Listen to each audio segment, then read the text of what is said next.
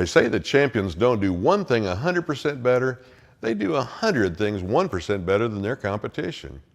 As an example, I'm sure that you don't appreciate having your time wasted. No one does.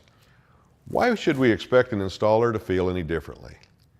In advance of the scheduled installation day, always have all documents that the installer is expected to deliver ready to go, such as COD paperwork, warranty documents, care brochures, etc.